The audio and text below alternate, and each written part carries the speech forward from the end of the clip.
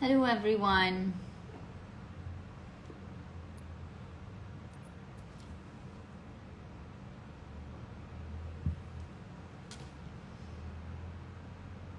Hi for all those tuning in.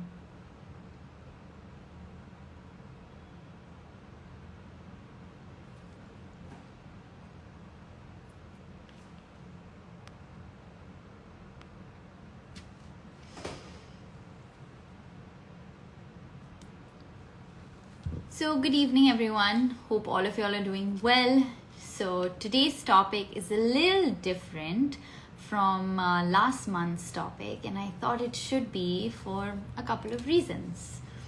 So let's get started on today's topic, which is the 5c's of leadership. So I'm going to let the comment section be on.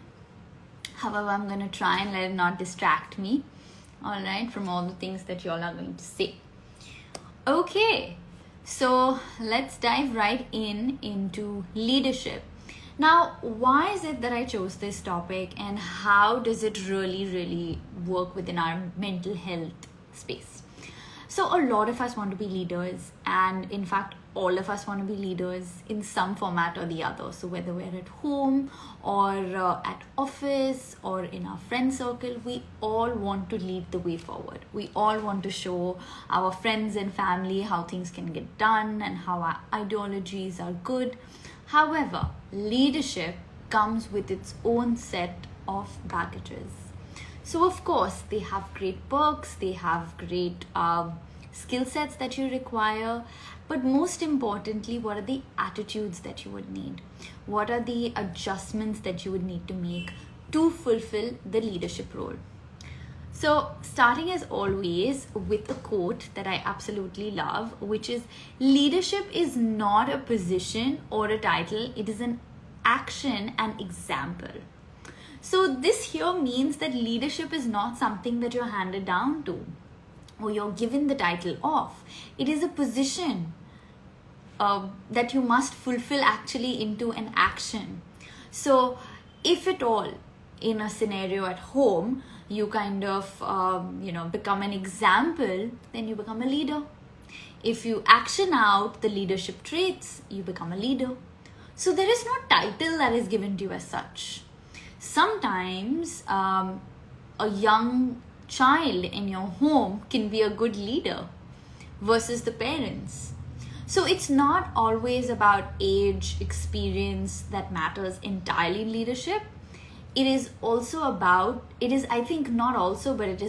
importantly about the examples you set through the actions that you do, which culminate from the attitude and values that you have as an individual. So let's dive right in so we can take more questions. So I've got just 5c's for you. So we hear a lot about 5c's of marketing, 5c's of leadership, etc. So here are a few of mine. So first and foremost, it is competency. So here, competency is not just about doing what you know and doing it right. It is also knowing what you don't know and how to get it done. So competency is about what you are competent at, what you are good at, and how can you take it forward, and how can you actually, as a leader, brush up somebody else's skills who's in your team. So here I'm referring to the team not only at office, but with your friends and also at home. So take today's session on a very generalistic level and not from just a corporate frame of mind. All right? Okay. So the next point within this would be, every successful leader should be aware of their strengths and of their weaknesses. So weaknesses here, I like to use the word actually work-upons, but I just thought I'd put it weaknesses in case somebody, is referring to this a little later. So here you need to understand, how can you keep the group together? How can you actually maximize the ability of every individual within your group? Specifically, if you are not competent in that particular skill or virtue. So this was the first point, which is of competency. Moving on to the next one, number 2, which is courage and confidence. So you are free to take any of these screenshots. I think I am going to turn off the comments, so the screenshot will be easier for you to take and you don't have all of those coming through. All right, and whatever questions that you do have, please put it in the question mark box right next to the comment box. I will take it at the end of it. All right, coming back to point 2, courage and confidence. So as a leader, you will be calling the shots, of course, and making all the big decisions, right? And often they will be under immense pressure, time restrictions, and a lot of haggle here and there, right? Because that's what great leadership is always about. So for every decision made, there will be critiques. There will be somebody who will say, oh, but it could have been done better, or you shouldn't have done it, and so on and so forth. The point here is for you to make a decision and stick with that decision. It is an attitude building format. It's not necessarily a skill set that you learn by doing it, but this is a skill set that you learn by thinking about it and working and internalizing the process. So courage and confidence does not come from exterior factors alone. It more so comes from the interior mindset of ours. So it's really, really important to take a decision. Either way, know what's going to happen forward. Like if you think that, it might just turn the other way, have the appetite for it. Because that's what great leaders are all about. They have the appetite of failure as well. Right? So however successful you are as a leader, you will need to have the courage to follow through the decisions because they means you, which is why you believe in yourself. So these are good qualities about a leader. Moving on to the next one. Third, communication. Something which is absolutely important in any sphere of life and not just leadership. But most definitely here so is because when you communicate, right, is when the opposite person gets clarity about your concepts. That's why you need to communicate very well. So thorough, clear communication, successful leaders have the ability to convey expectations and promote accountability and build trust. Which here also means that today, if you take the head of the family, it could be your mom, it could be your dad, it could be your grandparent, it could be anyone today, right? It could be an older sibling for some of us here. So what here as a leader, they need to, or you need to, if you are in this case, you need to have clear communication in order to build a lot of trust. Now, a lot of us say that, trust is built over a period of time. Definitely. And for that, you need to have, like a dedicated space within yourself to build this trust. It doesn't happen by fluke. It's something that you need to be very, very focused on. So for example, if you're trying to build a family wherein, you're living in a joint family, but you're still leading the family on in some format or the other, it is your responsibility to be accountable for certain deeds that are family related as well. So if you've just got a new home appliance and the whole family is going to use it, it's important to advise them earlier that this is your plan, this is what you're thinking about. So if they have a different model, so say you're buying a fridge for the family and you suddenly go and buy it and come back, right? And you say, you know what, I'm anyway going to pay for it. I'm anyway going to take the shots. Let me just go out there and buy the fridge. You buy the fridge and you come back home and somebody in the family says, you know what, I actually had a friend, he could get you a better deal. What are you going to feel like? Oh my God, right? So even though you can be the one paying, even though you're one taking the big shots at work, even though you're the most influential in your friend circle, don't assume that because of these parameters, you're the leader. Communicate, because when you communicate with your peers, with your family, with your friends, they naturally will start looking at you like a leader. They will naturally understand that you are more inclusive and not trying to be exclusive. In today's time, it's no longer about exclusivity. It's all about inclusivity. Because if you don't make one another feel inclusive through your communication skills, no relationship lasts, no marriage lasts, no job lasts. You don't get people showing up for being your prospective clients. Nothing of that happens. Always have a two-way communication with one another, verbally as well as non-verbally. So today I can't just sit here and say, oh, today is a great day, but my facial expressions don't say it's a great day, right? So I need to say today is a great day. It needs to synergize. So you need to be in harmony so that you show authenticity as well. So leaders who skillfully interact with others will ensure that their message take deep root with audience and it is understood. So please be a lot more communicative than you are. And don't come up by saying that, you know what, I'm actually a shy individual and I can't really say much, or, I'm a man or a woman, a few words. Well, surely, when you reach that point in your life where you need to speak less, where you don't need to introduce yourself, communicate less, need be, because your past everything would have spoken for you. However, when you are in your 20s and 30s and sometimes even in your 40s, whenever you are building your career or your life, in your family life as well as in your social life, please make sure that you are being communicative, because lack of communication today is the result of all demons. Today, had we been communicating with one another peacefully, the world would definitely be a better place, and less of anger, of course, around us. So now moving on to the next point, 4, which is coaching. So a leader here is not about I, me, myself. It's also about empowering the opposite person. So today, if I'm your team leader, I need to make sure that I'm not hogging up all the limelight on my own. Because at some point of time, I'm a leader of a particular group, but I will have to represent to somebody else. Maybe not in hierarchy, but in some format or the other, right? So as a family unit too, there is a father, there is a mother who represents the family in some format or the other when they go for family gatherings or so on and so forth. Similarly, in your offices. So it's really, really important that coaching becomes a life skill when you are a leader. Now, what do I mean by coaching? Coaching here is one of the most effective qualities of a leader is also when they have coaching.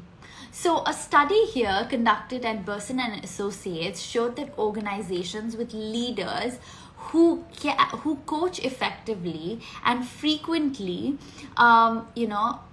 their business kind of improved 21% as compared to those who never coach. Now, this here means that you are making, your peers, you're making your subordinates feel really comfortable. They're making you, you're actually here guiding them and training them on how they can level up and tomorrow be leaders themselves.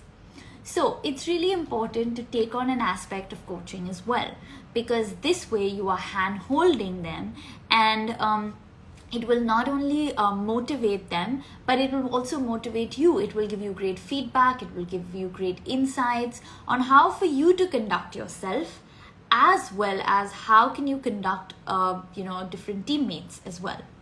So coaching will definitely improve the team's morale. And lastly, coming to the 5th point, which is compassionate. So most definitely, last but not the least, that compassion is something which all of us need to have, and more so in leadership. Why? Is because as it is, your teammates are looking up to you. And when you are compassionate from upward to a downward level, it just has a lot more respect. People will tend to have more respect for you.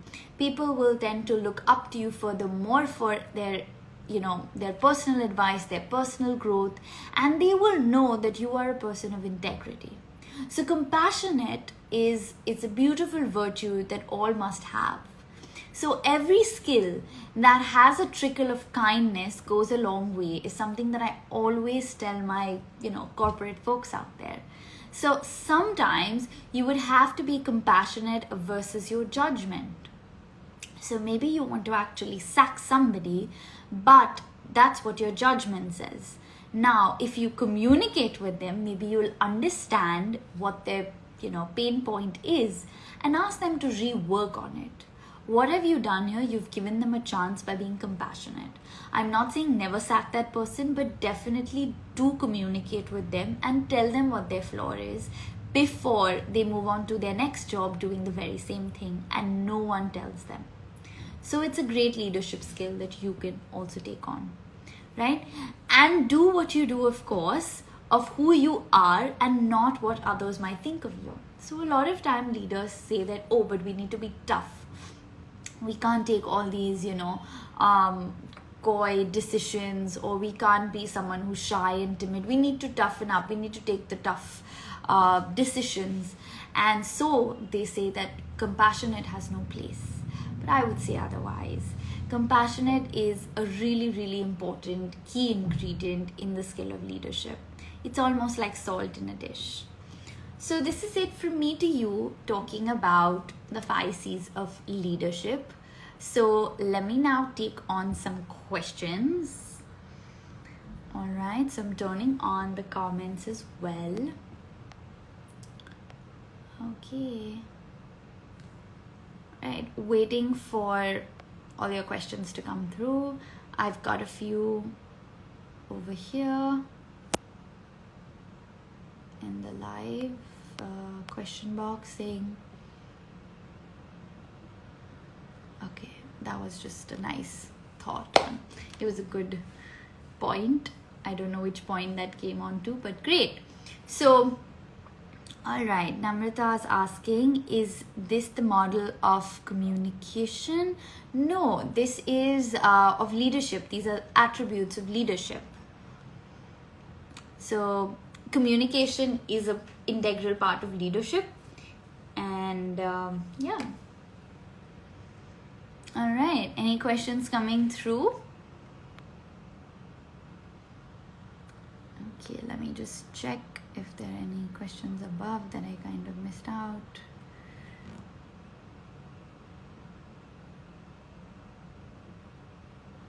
Okay, great. So I've got a question in the question box which says, is leadership a taught skill or a born skill?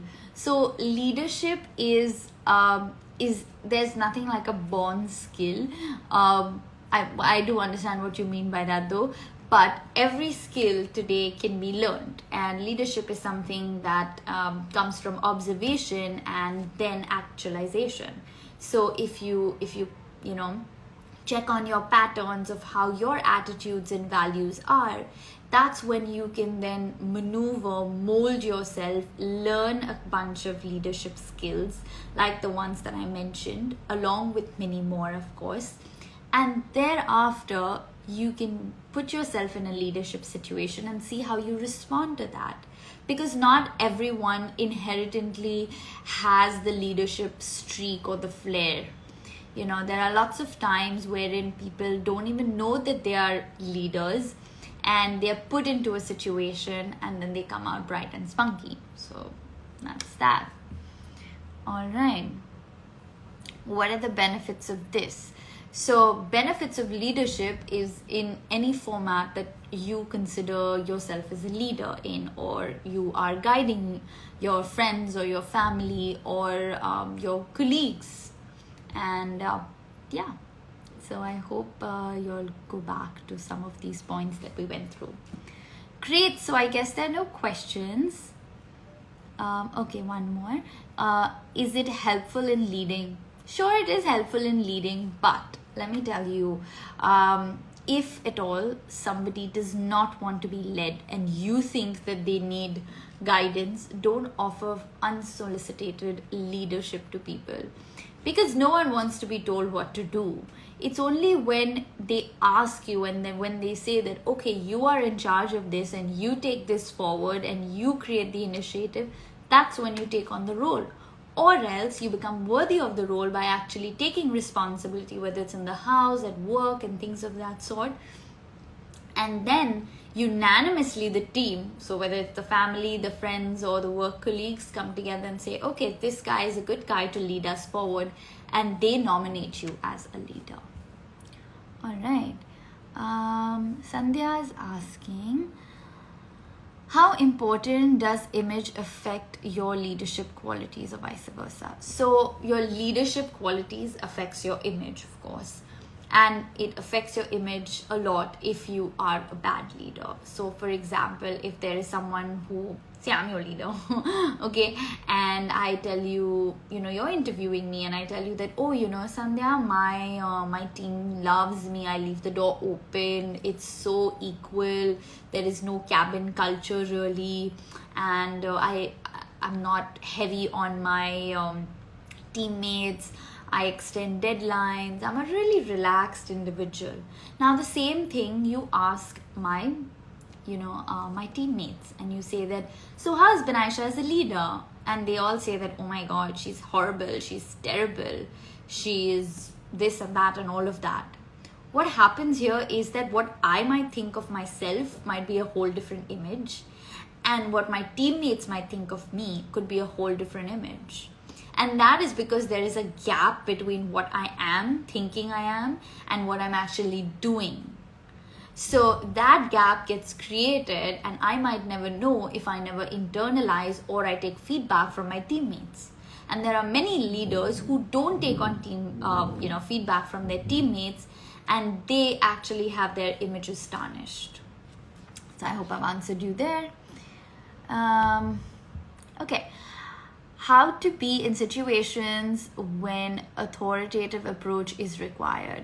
So when you are in a situation where you need to be authoritative, it's never about raising your volume like this.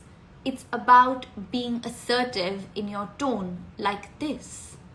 Because today, if I'm talking to you and saying the job needs to be done today versus the job needs to be done today, I mean, one is like you're yelling at me, and also underlying message is that you are impatient when you're yelling at somebody, and you are not someone who's gathered, who's got all their thoughts together.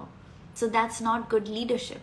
That just shows that you don't manage yourself well, and that shows that a lot of nervousness, a lot of other things are coming through.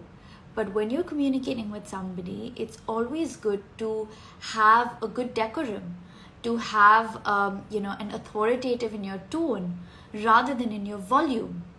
Whenever people shout at you, the opposite person will get more scared. So you're not building the relationship. You're scaring somebody else because you're nervous.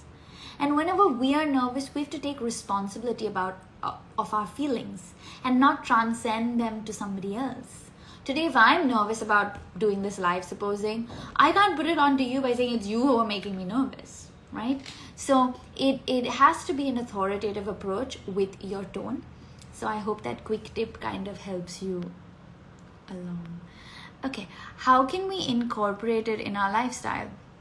So all of these points which mentioned, they're very easy to incorporate it in your lifestyle because the first one, of course, by being competent. So competency comes from the fact that you need to always be a keen learner, keep on updating yourself.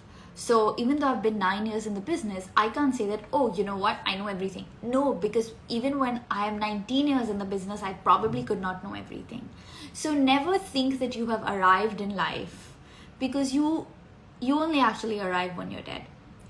Right? Because that's when you know everything that you could have known, and then you kind of depart.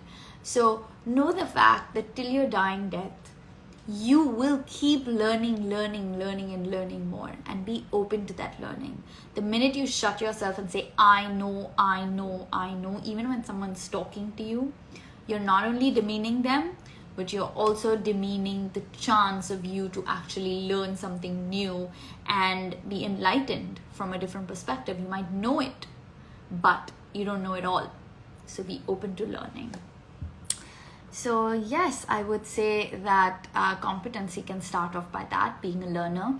The next one is about you to, be caring, so compassionate. That's something that's pretty easy. You just need to think of the fact that, hey, if this happened to me, how would I feel, right? And if you think that you won't feel good about it, then don't do it, right? So that brings about compassion as well. Okay, now moving on to Vanisha, you're saying that you missed the first 3 slides. Can I show them once again? So I'm kind of running on a time clock, and I don't think I would be able to show them to you again. However, this will be saved as an IGTV right after I finish this, so you can go back and see all of it once again. All right. How to be a leader to yourself, or how to motivate yourself if you feel demotivated and you don't have anyone to motivate you. No one's ever going to motivate you. You need to be your own motivator. And how does that happen? If you want to do something in life, understand that you don't need to be motivated to do that first, right? You want to get rich. So, okay, but to get rich, you actually have to work, right? That doesn't motivate you. But that's not going to motivate you on the day one, is because you actually have to go to work, do the work for a month, 2 months, 6 months, 7 months, 10 months, to a year and more, to actually then start to see results. And when you start to see results is when you will come to know that, yes, I am motivated to get to my final goal, which is being rich, if that's what your goal is. If your goal is to lose weight, then get up and work out and do it every single day. It is not something that you wake up excitedly and say, hey, I'm going to work out today, I'm so excited. Well, no one gets like that. There are very few who do. And you will only get motivated once you start seeing results. So motivation is a process. It's not an ignition that it just sparks up. You have to make it happen for you, and consistency is the key to your motivation. All right, just taking on the last few questions. So a bunch of you who have said this module was really helpful. Thank you.